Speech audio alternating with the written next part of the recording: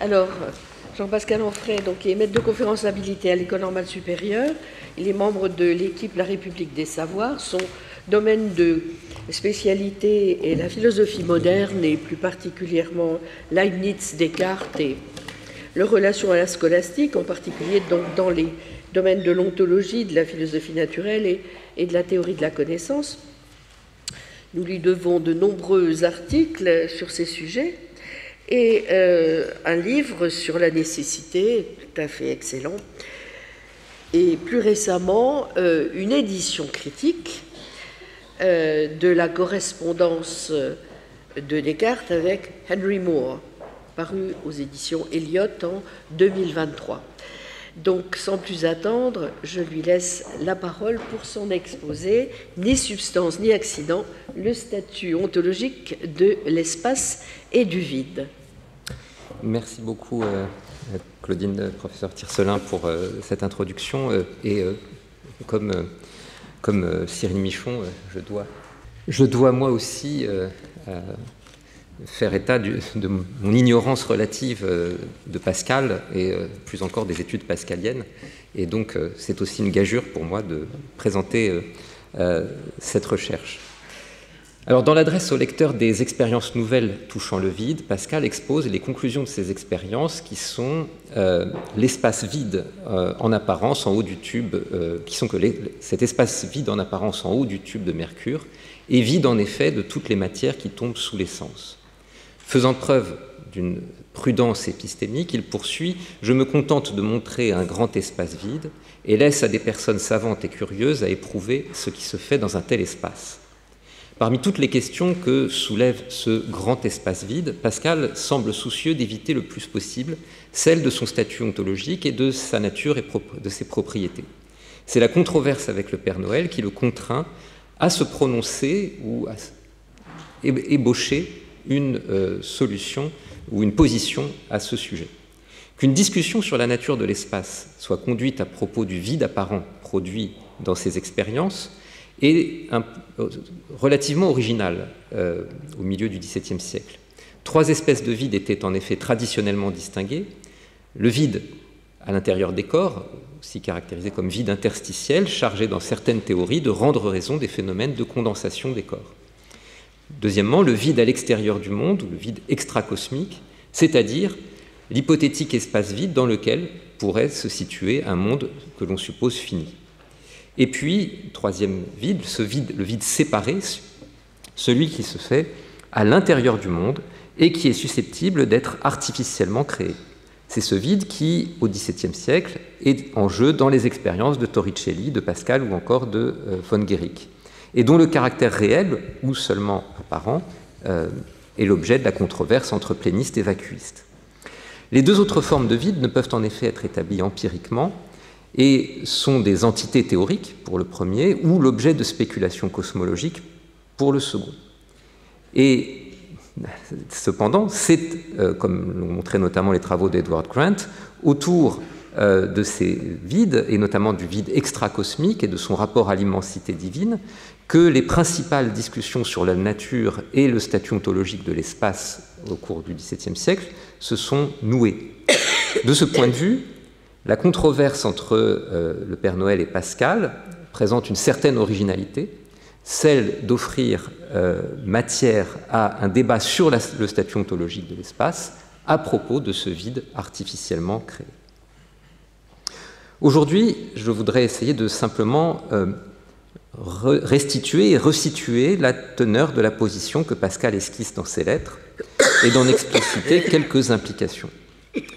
Sur l'espace vide, Pascal, loin d'être à contre-courant, paraît au contraire s'aligner plus largement avec des tendances profondes dans la métaphysique de l'espace au XVIIe siècle, plongeant ses racines chez Patrizzi au XVIe siècle, reprises par Gassendi, prolongées chez Moore ou Newton, conception selon laquelle l'espace est réel, irréductible aux divisions catégoriales de la tradition. Vu de loin, depuis les débats du XXe siècle sur la nature de l'espace-temps, ces auteurs paraissent plus ou moins s'accorder autour de ce qu'on appellerait aujourd'hui une conception absolutiste ou substantialiste de l'espace. par opposition à une conception relationniste d'après lequel celui-ci serait une entité dérivée, dépendante de relations spatiales entre des corps ou des objets matériels. Pascal ne s'inscrit qu'aux marges de cette histoire, c'est un point évident, ne serait-ce que précisément parce que sa réflexion sur l'espace, à la différence de ce qu'elle est chez Newton et Leibniz, ne s'inscrit pas en relation avec une analyse et une théorie du mouvement, et ne pose donc pas la question de l'éventuelle distinction entre un mouvement relatif et un mouvement absolu relativement à un espace absolu. Sa réflexion sur l'espace n'en est pas moins philosophiquement pertinente.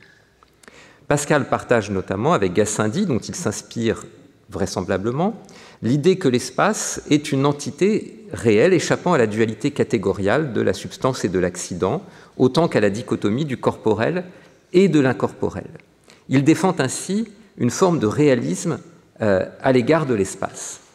Mais, comme j'essaierai de le montrer, ce réalisme diffère sur un point crucial de la forme de réalisme que défend Gassendi et qui se manifeste dans la question du rapport de l'espace à Dieu. J'y reviendrai dans la troisième partie de mon exposé. Sans qu'on puisse prétendre découvrir une théorie pleinement élaborée, on trouve en fait chez Pascal l'ébauche d'un réalisme minimal à propos de l'espace, réalisme parce que, comme j'essaierai de le montrer, Pascal, loin de nier l'existence indépendante de l'espace, paraît en assumer sa pleine réalité, minimal parce qu'il n'expose pas sa nature de façon autrement que négative, ni substance, ni accident, ainsi que je l'ai dit, ni incorporel, ni corporel. Il est espace comme le temps est temps.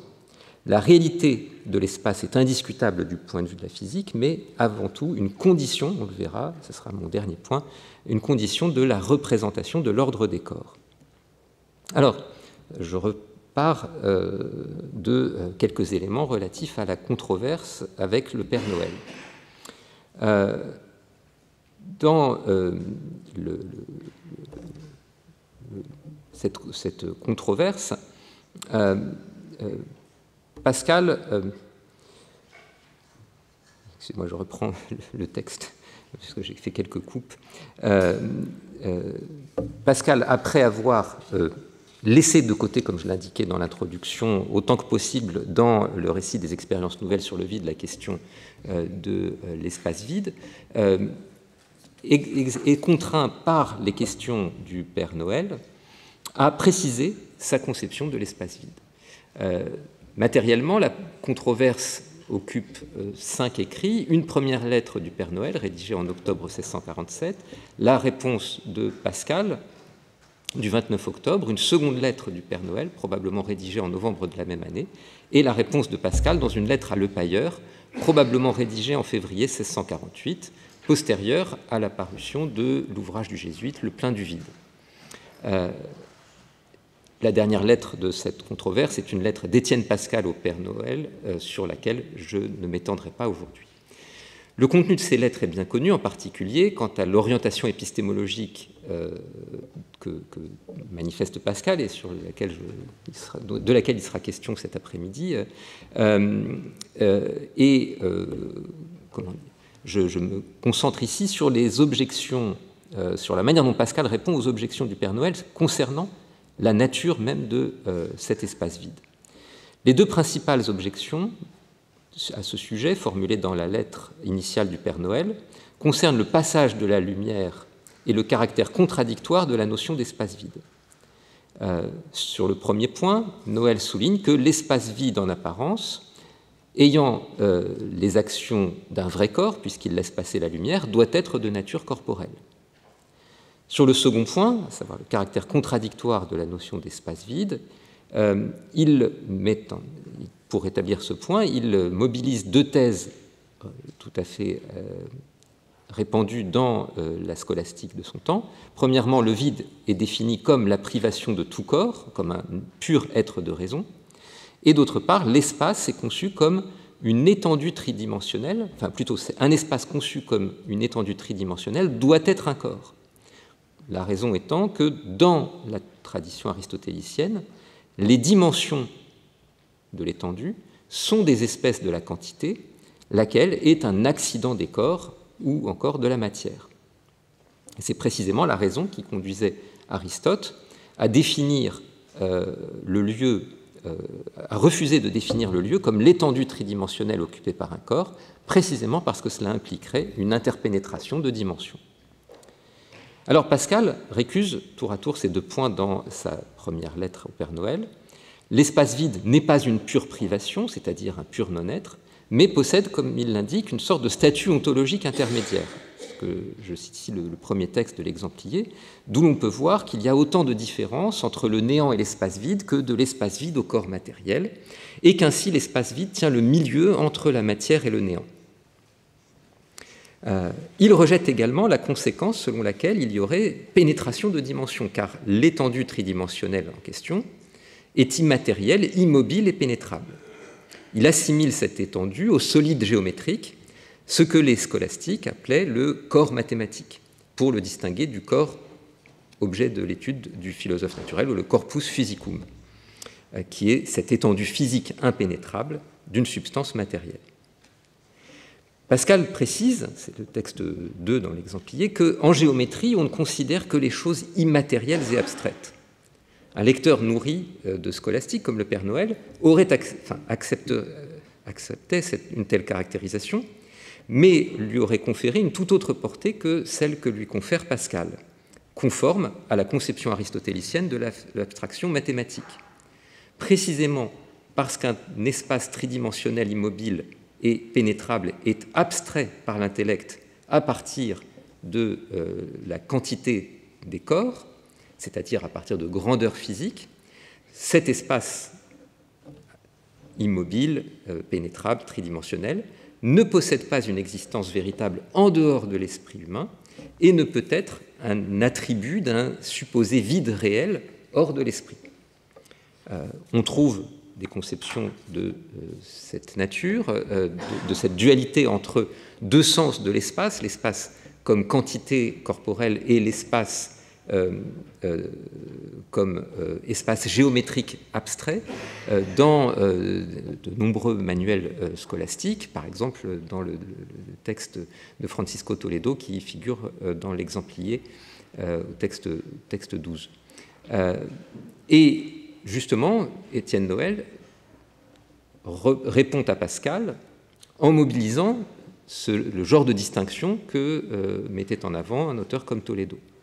Je sais bien, dit Étienne Pascal, le texte 3, je sais bien que dans l'imagination du géomètre, séparant la quantité de toutes ces conditions individuelles par une abstraction d'entendement, se retrouve un espace immobile, mais tel espace ainsi dénué de toutes ces circonstances n'est que dans l'esprit du géomètre et ne peut être ce vide que vous dites paraître dans le tube, ni l'immensité de Dieu, quoique on se la figure longue, large et profonde, selon notre façon d'entendre, jointe et attachée au corps.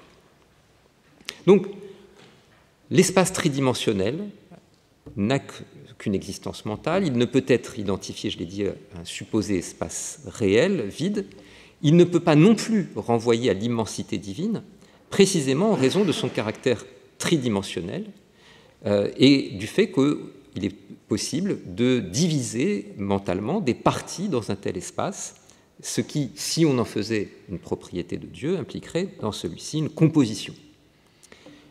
L'idée selon laquelle nous ne pouvons concevoir l'immensité divine que par le rapport à une étendue spatiale, mais qu'on dépouille de son caractère dimensionnel, c'est une idée tout à fait répandue, là encore, dans la scolastique, notamment jésuite, et qu'on pouvait découvrir en particulier chez Suarez.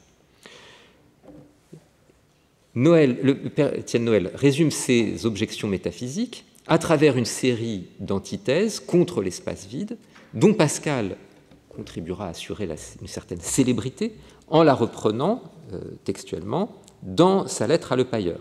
Et je cite d'après la citation que propose Pascal de Noël.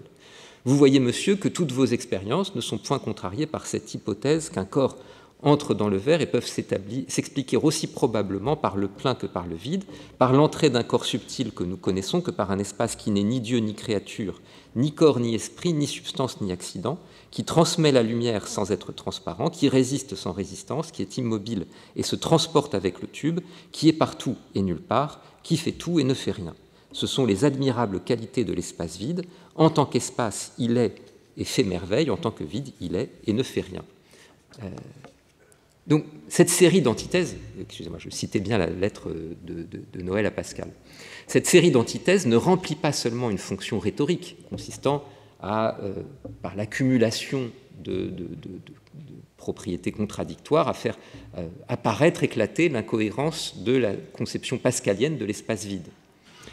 Elle est en fait assez précisément structurée autour de la question de l'appartenance catégoriale et du statut ontologique d'abord, puis des attributs ou des propriétés de cet espace, avec l'enchaînement de 3 disjonctions, Dieu, créature, corps, esprit, substance, accident.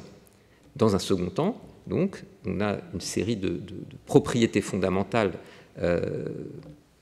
contradictoires de cet espace, pénétrable ou impénétrable, immobile ou mobile, localisé ou non localisé, passif ou actif, ou enfin tridimensionnel ou dépourvu de dimension. Et Noël conclut de cette litanie d'antithèses et de contradictions que, au fond, il y a une forme de parité épistémologique entre l'hypothèse vacuiste de Pascal et l'hypothèse pléniste d'une matière subtile, celle qu'avait avancée le Père Noël pour rendre compte du vide apparent dans le tube. Mais en fait, derrière cette apparente parité épistémique, en réalité, Noël pense qu'il y a un avantage à sa théorie. Sa matière subtile ne peut être attestée par l'expérience sensible, mais l'espace vide réel serait quant à lui proprement impossible, car inconcevable. Dans sa réponse, Pascal met en avant une série de considérations méthodiques, dans un premier temps, sur la différence entre une assertion et une définition, par nature purement stipulative, en ce qu'elle n'a pour fonction que de fixer la signification d'un terme, ce qui est le cas de la définition qu'il avait proposée du vide. Il peut ainsi répondre à Noël qu'il n'a pas assuré l'existence du vide réel d'une part, et d'autre part qu'en définissant la notion de dimension de telle sorte qu'elle convienne exclusivement aux grandeurs physiques, Noël n'est pas en position de trancher la question de l'existence de dimensions incorporelles, précisément parce qu'on pourrait définir la notion de dimension de façon à ce qu'elle puisse correspondre à des dimensions pénétrables. Alors, dans sa propre caractérisation de l'espace vide, Pascal fait valoir que si quelque chose devait répondre à cette définition, il s'agirait d'une entité intermédiaire entre le non-être et la matière. La chose que nous concevons, exprimons par le nom d'espace vide, tient le milieu entre la matière et le néant, sans participer ni à l'un ni à l'autre. Une sorte d'entité intermédiaire entre le pur néant, le non-être d'une part, et un être au sens plein d'autre part. Et la réponse aux séries d'antithèses avancées par le Père Noël se poursuit ainsi, c'est le texte 6,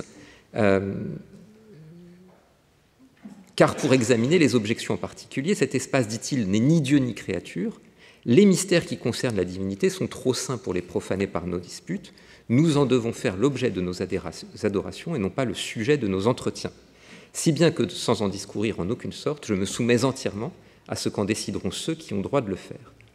Je laisse passer le paragraphe suivant et je passe au dernier. Ni substance ni accident, cela sera vrai si l'on entend par le mot substance ce qui est ou corps ou esprit, car en ce sens, l'espace ne sera ni substance ni accident, mais il sera espace, comme en ce même sens, le temps n'est ni substance ni accident, mais il est temps parce que pour être, il n'est pas nécessaire d'être ou substance ou accident, comme plusieurs de leurs pères soutiennent que Dieu n'est ni l'un ni l'autre, quoiqu'il soit le souverain être. Donc, il y a, dans la réponse de Pascal aux antithèses de Noël, comme une sorte de dépassement quasi dialectique. L'espace vide est intermédiaire entre l'être et le non-être, entre la substance et l'accident, entre le corps et l'esprit. Reste la question, parce que là-dessus, il n'y a pas justement ce même entre-deux affirmé dans le cas du rapport de l'espace à Dieu et à la créature. Là, sur ce point, Pascal oppose justement une forme de silence ou de refus d'entrer dans la discussion. Alors, si Si l'on en croit Alexandre Coiré, dans un important article Pascal Savant, la réponse de Pascal escamoterait la réalité du problème métaphysique soulevé par les objections de Noël. Et on ne peut que s'accorder avec Coiré sur la nécessité de se défaire de la magie du verbe pascalien. La question est cependant la suivante: Pascal a-t-il complètement escamoté le problème? Et je pense qu'ici on peut nuancer, sans complètement la récuser, la réponse ou l'interprétation de Coiré.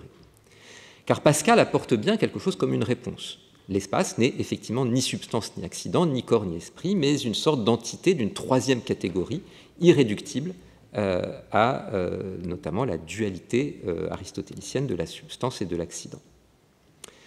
Quant au rapport de l'espace à Dieu, il s'agit d'une question d'un autre ordre, je l'ai dit, elle doit être réservée à la foi et ne peut concerner le discours du physicien. Il y a ainsi, en quelque sorte, une portée métaphysique à la réponse de Pascal, dans la mesure où il esquisse, même si c'est d'une manière tout à fait minimale, une table des catégories et paraît assigner une place spécifique et irréductible à l'espace, comme au temps du reste, dans celle-ci. Mais évidemment, ça reste une métaphysique très indéterminée. Peut-on extraire quelque chose de plus précis à partir de ces quelques indications laissées par Pascal?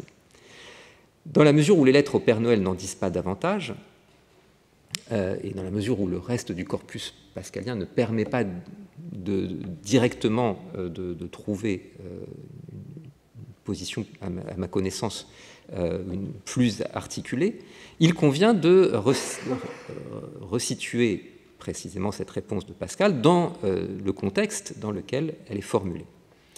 Et il y a une très grande ressemblance qui a été notée par Coiré, reprise par Olivier Bloch, entre les affirmations de Pascal dans la lettre au Père Noël et la conception que développe Gassendi dans ses œuvres sur la nature de l'espace et du temps. Précisément parce que, comme Gassendi, Pascal partage la thèse de l'irréductibilité de l'espace à la dualité catégoriale substance-accident. Donc c'est un fait connu que le Syntagma Philosophicum, dans lequel Gassendi développe de la façon la plus explicite sa théorie, n'était pas publié au moment de la controverse avec le Père Noël. Néanmoins, Pascal avait pu avoir accès aux manuscrits des Animad Versiones de Gassendi sur Épicure, manuscrits qui circulaient au cours des années 1640 parmi les membres du cercle de Pascal, dont faisait partie ou auquel étaient associés aussi bien Gassendi que Pascal lui-même. Le point de départ de l'élaboration de Gassendi, c'est la division reçue, c'est le rejet de la division reçue des choses en substance et accident. L'espace et le temps, pour Gassendi, sont des res verae, ou encore des entia realia, des êtres réels, indépendants de l'esprit, et donc ne sont pas des êtres de raison. Alors, comme le temps, évidemment, nous est compté, je renvoie ici à un texte important, c'est le texte 16 dans l'exemplier, dans lequel Gassendi ouvre sa caractérisation dans son chapitre consacré au lieu et au temps. Et je lis simplement le début. On affirme communément que tout être est soit substance, soit accident, que toute substance est soit corporelle, soit incorporelle, qu'à plus forte raison tout accident est corporel ou incorporel, et que le premier de tous les accidents corporels est la quantité dont le lieu et le temps sont des espèces. Donc, c'est cette conception que Gassendi refuse. L'être, je lis la fin du passage, l'être pris dans son sens le plus général ne peut être divisé convenablement en substance et accident, mais le lieu et le temps doivent être ajoutés comme deux membres déterminés de la division, ce qui revient à dire que tout être est ou substance ou accident, ou lieu dans lequel se trouvent toutes les substances et tous les accidents, ou temps par lequel durent toutes les substances et tous les accidents. Afin d'établir la réalité de l'espace, Gassendi mobilise une expérience de pensée empruntée aux scolastiques, qui est celle de l'annihilation imaginative du monde. On suppose que tout ce qui est contenu, tous les corps du monde sont annihilés, et il conclut de cette expérience de pensée que l'espace subsisterait, et donc cet espace est indépendant des corps, et a fortiori, donc il ne peut pas non plus être un accident des corps. Et de cette même expérience de pensée, d'annihilatio mundi, Gassendi parvient à déduire un certain nombre d'attributs de l'espace, à savoir qu'il s'agit d'une entité tridimensionnelle, infinie, immobile, et qui n'oppose aucune résistance au corps. Cette conception de l'espace comme d'une entité indépendante, éternelle et nécessaire, qui apparaît à partir de cet argument de Gassendi, présente un certain nombre de traits communs avec une conception développée auparavant par Francesco Patrizzi à la fin du XVIe siècle, dans son De Spatio Physico. Mais je mentionne ici brièvement Patrizzi pour faire valoir la différence, ce qui le sépare de Gassendi. Patrizzi n'hésite pas, en effet, non seulement à la manière de Gassendi, de dire que l'espace est une entité qui ne relève pas de la catégorie de l'accident ni de la substance au sens ordinaire, mais il va jusqu'à avancer que l'espace est l'être indépendant de toute autre chose, un être par soi, et qu'à ce titre, il est plus qu'une substance, et que toutes les substances sont substances en un sens moindre, notamment les corps, sont substances en un sens moindre que l'espace lui-même. C'est le sens de la fin du long extrait de Patrizzi, qui figure dans l'exemplier, donc le texte 15. Je lis la dernière phrase. « Pour toutes ces raisons, il apparaît clairement que l'espace, plus que toute substance, est substance, mais qu'il n'est pas cette substance en tant que catégorie. » Donc c'est une sorte de supersubstance, au sens où on définit la substance comme ce qui est un être par soi ou indépendant, mais ça n'est pas la substance au sens de la catégorie aristotélicienne de l'accident, parce que ce n'est pas un sujet d'accident comme la substance au sens catégorial. Par contraste avec Patrizzi, Gassendi, justement, se garde toujours d'accorder le statut, de conférer le statut de substance à l'espace. Alors, il y a plusieurs explications possibles à ce refus de Gassendi. L'une d'elles pourrait consister dans son matérialisme, c'est la thèse avancée par Olivier Bloch. Une substance dans le matérialisme, dans la philosophie matérialiste de Gassendi, c'est un corps, mais un corps pourvu d'un principe de mouvement et d'action. Et ainsi, la matière n'est pas seulement une étendue impénétrable, c'est aussi un être actif. Et comme l'espace est parfaitement inerte, parfaitement passif, à ce titre, il ne pourrait pas être considéré comme une substance au sens plein. Mais ceci ne me semble pas constituer le motif fondamental pour lequel Gassendi ne fait pas de l'espace un être substantiel, et même, en fait, pourquoi, tout en disant que c'est un être réel, ne veut pas en faire un être positif, une réalité en un sens plein. Cette raison a à voir avec le rapport entre l'espace et Dieu. Si l'espace est un être réel, éternel et indépendant, c'est là un dilemme important, si l'espace est un être réel et éternel et indépendant, alors il n'est pas créé par Dieu, et Dieu n'est pas le créateur de toute chose. Et si au contraire, l'espace n'est pas indépendant de Dieu, mais qu'il est éternel, immuable, etc., il semble que la seule conclusion logique qu'on puisse en tirer, c'est l'identité de l'espace à Dieu. Gassendi, évidemment, récuse l'une et l'autre des branches de ce dilemme. Il résout ce problème de manière, de diverses façons. D'abord par une stratégie de rétorsion ad hominem contre des auteurs scolastiques qui pourraient lui adresser cette objection en disant au fond, vos essences éternelles posent le même problème, ou mettent Dieu face au même problème d'admettre des êtres éternels et indépendants de celui-ci. Mais la solution en fait, que propose Gassendi consiste justement à soutenir que l'espace n'est pas un être réel et que donc pour cette raison, Dieu est bien le créateur de tous les êtres réels. Mais évidemment, cette solution, tout en circonscrivant la difficulté théologique, comporte un risque important, en risquant d'introduire une véritable incohérence entre la thèse initiale, à savoir l'espace comme ens reale, et l'idée que nous aurions affaire à une entité purement négative. C'est comment la distinguer d'un pur non-être. Et donc, Gassendi se trouve pris dans une position instable, devant choisir entre une conception qui tend à minimiser la réalité de l'espace au point d'avoir une position qui s'apparenterait à celle qu'ont certains jésuites sur les espaces imaginaires. Je pense ici notamment à Fonseca, qui caractérise les espaces imaginaires comme n'étant pas de purs êtres de raison, ce ne sont pas des simples produits de l'imagination humaine ou de la raison humaine, mais ce ne sont pas non plus des êtres véritables, ce sont ce qu'il appelle des négations pures. Difficile évidemment de savoir ce que Fonseca entend par là. C'est sans doute une entité négative qui n'est pas pour autant un non-être. Bon. Alors, est-ce que c'est ça la position de Gassendi? J'ai dit, il hésite entre cette position qui tend à apparaître dans certains textes, et ailleurs, dans le Syntagma Philosophicum, on trouve une autre option empruntée par Gassendi, qui consiste à effectivement soutenir que, parce qu'il y a une forme de réalité dans l'espace, celle-ci doit être fondée. On ne peut pas l'identifier purement et simplement à Dieu.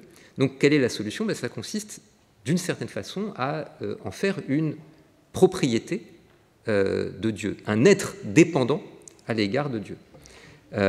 C'est ce qui apparaît dans le texte 17, que je lis ici.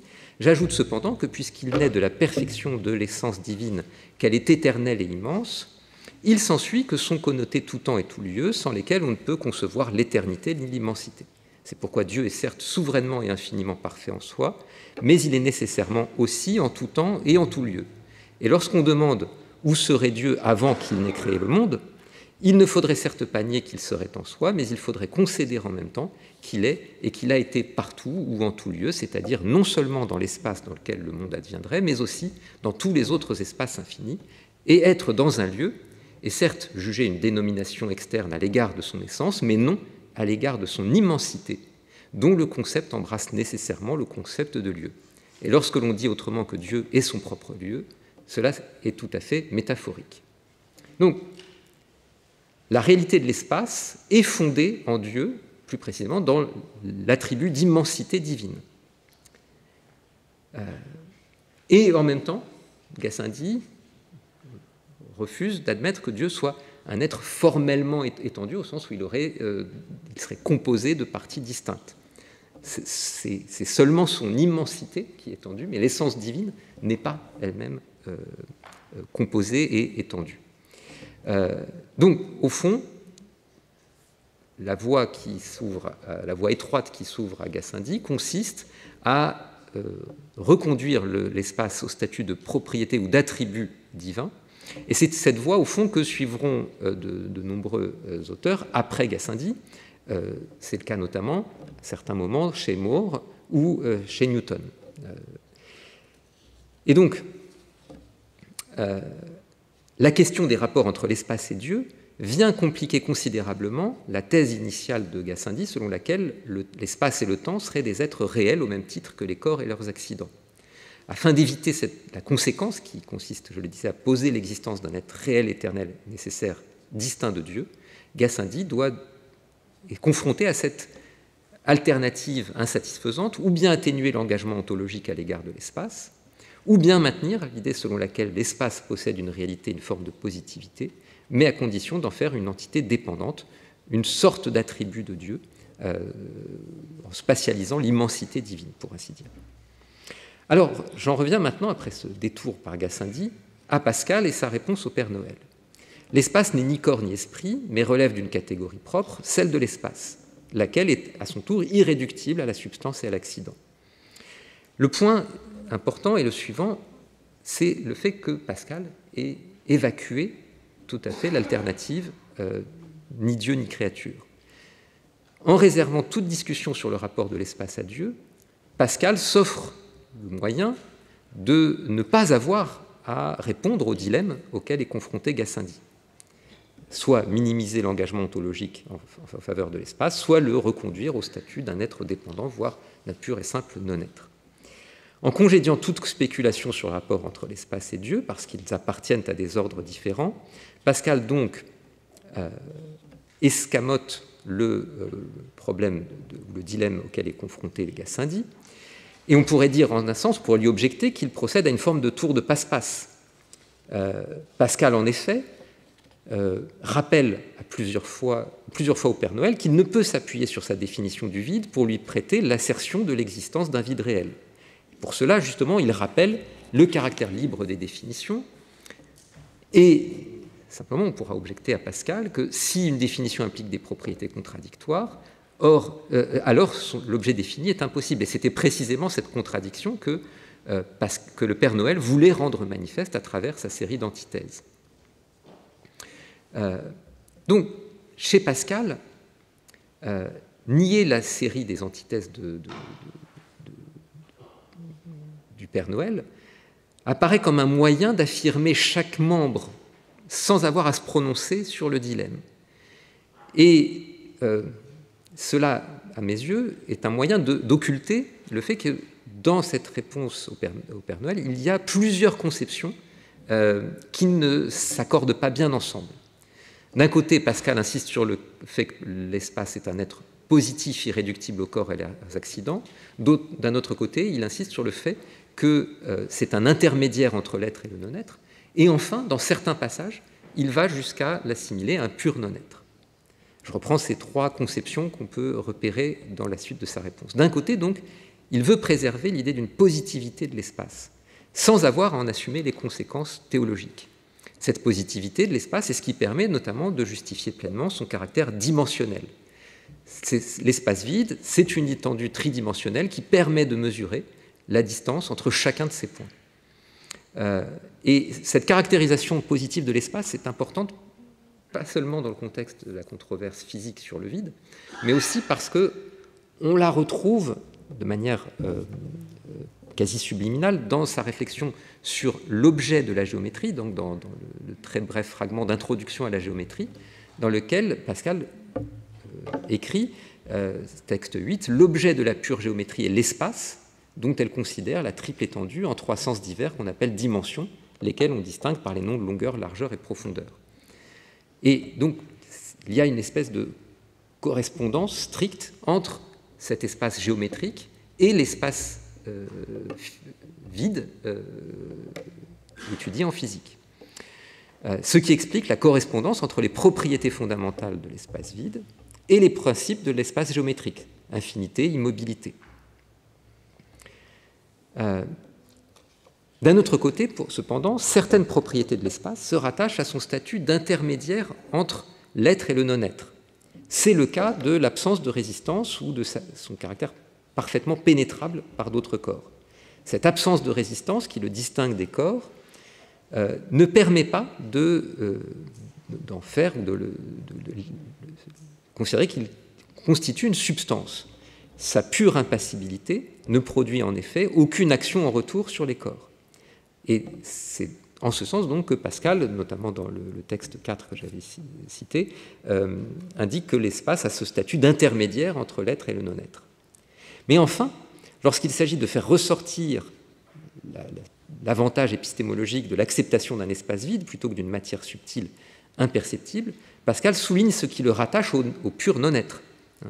Texte 7, « Je vous laisse à juger lorsqu'on ne voit rien et que les sens n'aperçoivent rien dans un lieu, lequel est mieux fondé, ou de celui qui affirme qu'il y a quelque chose, quoiqu'il n'y aperçoive rien, ou de celui qui pense qu'il n'y a rien, parce qu'il n'y voit aucune chose. »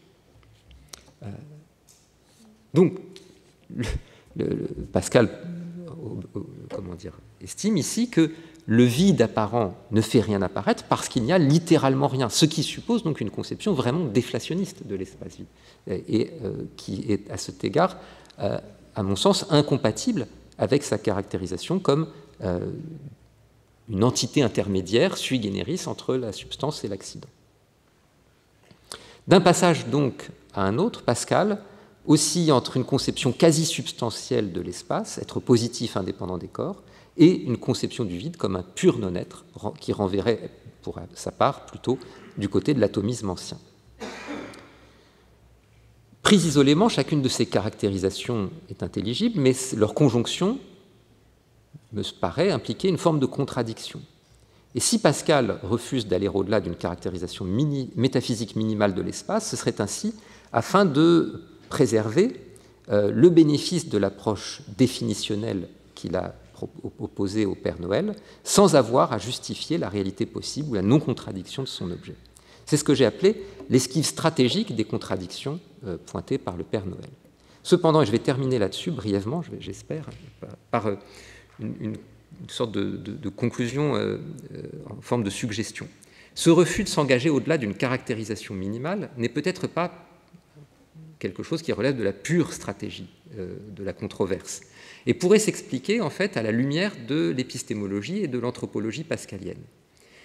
Cette interprétation charitable me semble apparaître si l'on sort du contexte de la controverse et qu'on l'inscrit dans les réflexions, dans les quelques réflexions éparses sur l'espace, dont un certain nombre ont été cités ce matin dans l'exposé de Laurence Plasnet.